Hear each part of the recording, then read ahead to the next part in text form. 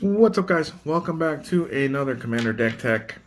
This time we are doing Hapatra, Vizier of Poisons. Now, what she does is whenever she deals combat damage to a player, you may put a -1/-1 counter on target creature. When you put one or more -1/-1 counters on target creature, create a 1/1 death, 1/1 green death touch snake token. So, there's tons of ways in this deck to put -1/-1 counters other than her dealing combat damage, but the important effect is whenever you put one, you get to make a death touch snake, one or more. So tons of ways to trigger that effect on her. She is a 2-drop commander, so she's out really quickly, turn 2. I don't think there's a way in my build, at least, to get her out turn 1. There are cards that I could probably add or run to get her out turn 1, but I do not have them in the deck currently. Also, down in the description box, the deck list will be a link at the top of the deck, the top of the description, so you guys can go check it out. I am not going to go over the lands like I do in every other deck tech. I skip the lands. I just put the deck list at the top so you guys can go check them out. If I did all the lands, these things would probably be 5 or 6 minutes longer than they already are. So let's jump into this deck profile. Creatures first. We have Sereth, the Viper's Fang. Other tapped creatures you control have Death Touch. Other untapped creatures you control have Hexproof. Pay 1, untap another target creature or land you control.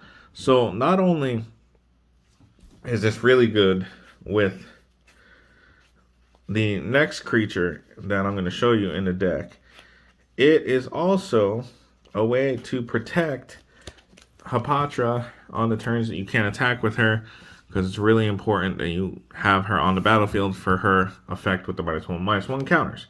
So the next creature in the deck is Finn, the Fang Bearer.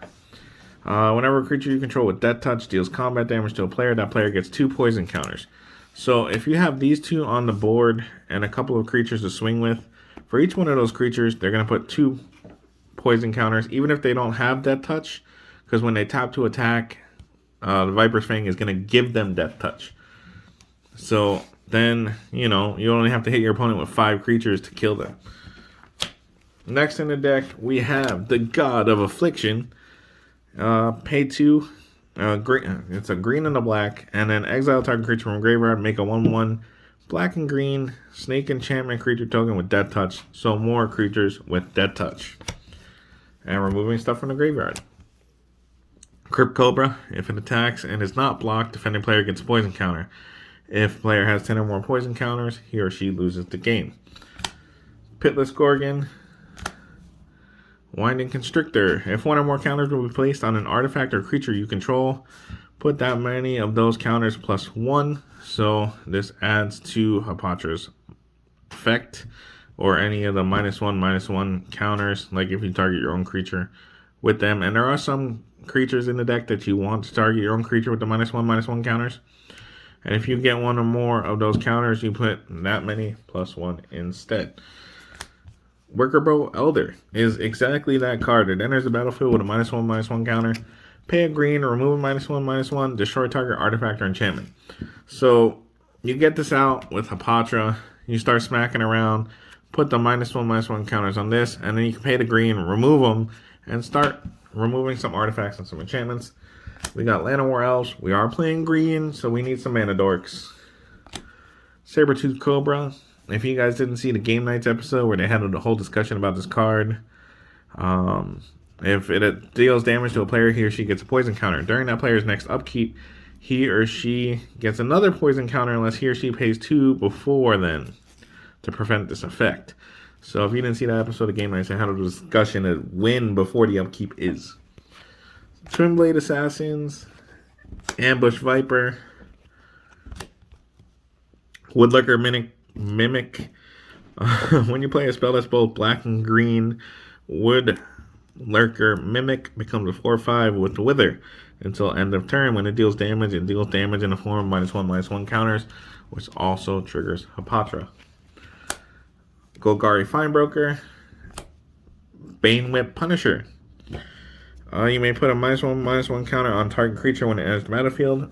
Pay a black, sacrifice Bane with Punisher, destroy a target creature that has a -1/-1 counter on it. So another way to remove some stuff from the board.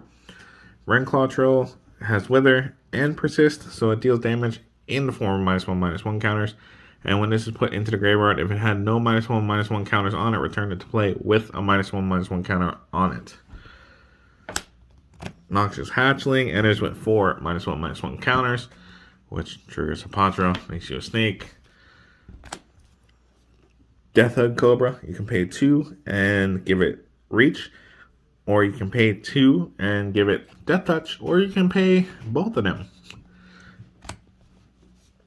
Cankerous Abomination, choose an opponent. Cankerous Abomination enters into play with a -1/-1 counter for each creature that player controls. So obviously you're going to choose the opponent with less than 6 creatures on the board and put some -1/-1 counters. Black's Vexing Pest, other pets, bats, insects, snakes, and spiders you control get +1/+1, and when this dies, you gain 4 life. Now, that's the important part of this right here, though, is the snakes gain +1/+1. So you're making all your snakes, and then now they will be 2/2 snakes instead of 1/1 snakes.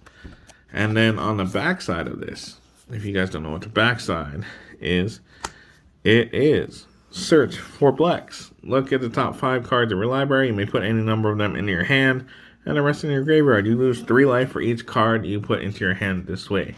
So depending on the time of the game, you might need that to help with finding a board wipe, or finding a, like, if Finn's still in your deck, or the God of Affliction, or, you know, if you're looking for some cards. We have the Baneful Amit. When it enters battlefield, put a -1/-1 counter on creature you control. Another -1/-1 counters. Like I said, lots of things to put -1/-1 counters. The Whispering Hunter. Beginning of upkeep, sacrifice snake. When it deals combat damage to a player, that player skips his or her untap step. So this is another great card. You start hitting people with it and they don't untap. Sacking a snake is not a problem. We have a lot of snakes in the deck. Festering Mommy, when it dies, you may put a -1/-1 counter on target creature. So just another way to get some -1/-1 counters out there. Wasteland Scorpion, it has Death Touch and Cycle. Yahenni, because with all this Death Touch, our opponent's creatures are going to die. Yahenni, you can put the +1/+1 counters on it for each creature that dies that your opponent controls. And then you can sacrifice another creature and give this indestructible. So with all these free Death Touch snakes we're getting, and cards like Festering Mommy, where we want them to die so we can put the -1/-1 counters, this card is great to have.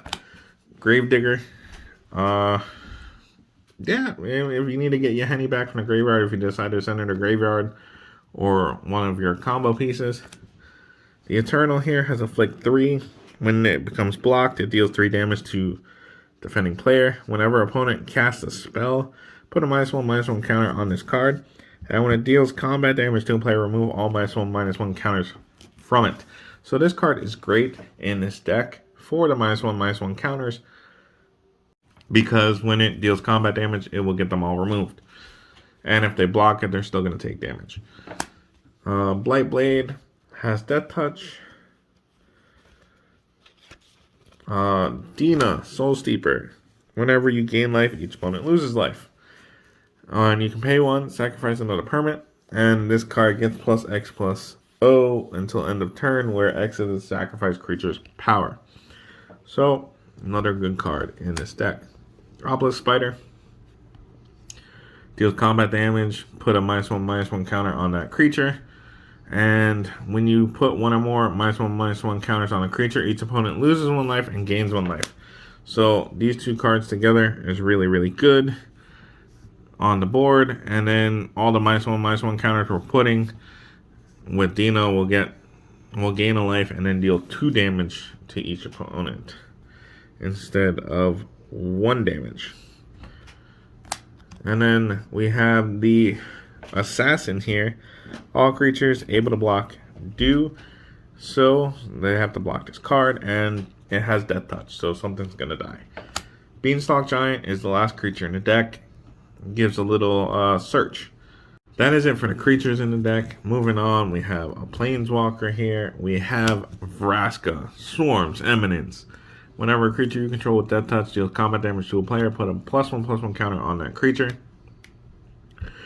And then you can -2 her to create a 1/1 black assassin creature token with Death Touch. And whenever this creature deals combat damage to a Planeswalker, destroy that Planeswalker.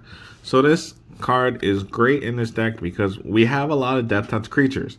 And eventually, one or more of them is going to deal damage to our opponents and or their Planeswalkers. So they'll get some +1/+1 counters and get bigger. So that's the only Planeswalker we're playing in this deck. Moving on to the artifacts. We have a Traveler's Amulet because we got to search for some lands. And we have a Captain's Clause. Now, Captain's Clause is in here for 2 reasons. It gives Hapatra +1/+0 if you equipped it to her. And then when you attack, when an equipped creature attacks, it puts a 1/1 core ally creature token onto the battlefield, tapped and attacking. Now, this is good for 2 things. One, if you put this on Hapatra and attack, and her damage gets through, and there's no other creatures on the board to put a -1/+1 counter on, you can put it on the core ally and just kill it. Okay, and then that will help the whole process.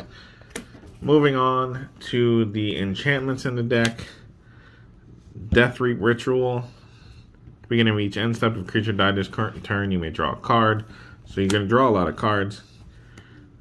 Gift of the Deity. As long as creature is black, it gets +1/+1 and has Death Touch. And if it is green, it gets +1/+1 and all creatures able to block it do so. So usually I end up putting this on Hapatra. Makes her a little bit bigger and less likely for them to block. Cartouche of Ambition. It is another when it enters battlefield, you put a -1/+1 counter on target creature. An enchanted creature gets +1/+1 and lifelink. And lifelink is good. And then the last enchantment in the deck is Underworld Dreams. When an opponent draws a card, each Underworld Dreams deals 1 damage to that player. So those are the enchantments. For instance, we're playing Bake into a Pie because obviously removal. Cast Down, little worse removal. Roiling Growth to search for some lands. Harrow, one of the best land search cards in my opinion. Cankerous Thirst. If black mana was spent to cast this, you may give target creature -3/3. If green mana was spent to cast this, you may have target creature get +3/+3. So realistically, you're going to use one of each at least, and then you're going to give something -3/3 and something else +3/+3. Return to Nature, a little bit more removal. Grasp of Darkness. This is a card not many people see coming. Okay, they go to block Hapatra with something that's bigger than a 2/2. Usually it's like a 3/3 or a 4/4 or something. You hit them with this, the other creature dies, Hapatra lives. Dark Ritual, we're running black. There's no reason not to run Dark Ritual. Fog, because we're running green and it's Fog. Putrefy for some more removal. Golgari Charm, a little bit more removal. Village Rites, we have all the cheap snakes, so we can sacrifice them, draw 2 cards. And then that is the instants in the deck. Sorcerers in the deck.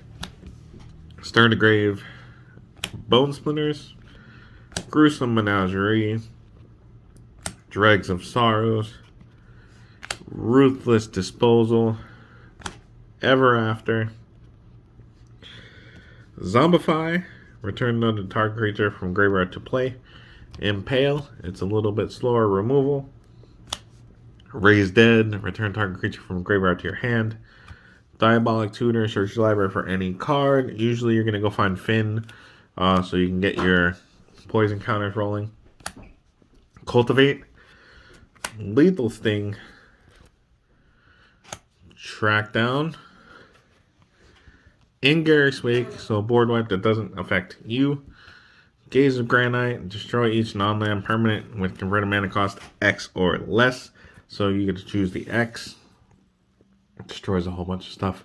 And the last card in the deck, besides the lands, which will be in the description box in the link, is Life and Death. Okay?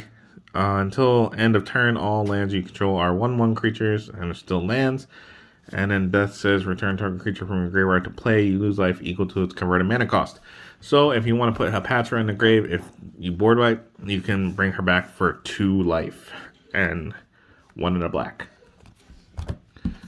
But that is the deck tech, guys. Leave a comment down below. Let me know what you guys think about this deck tech. Is there any cards you suggest me running in here? Let me know. And also, if you have a commander you want me to build around, leave a comment down below. I will try my best to build around it. We do quite a bit of deck techs on the channel. We do 2 a week right now, so stay tuned. You never know. I might have done it already. We do have a playlist of all the commanders I've already done, so if you haven't, go click the link and go check out the playlist and see what commanders we've already done. We've done some of the classics, some of the not so classics, some of the obscure, and a couple of partners. So you never know. But I will see you guys in the next video. And yeah.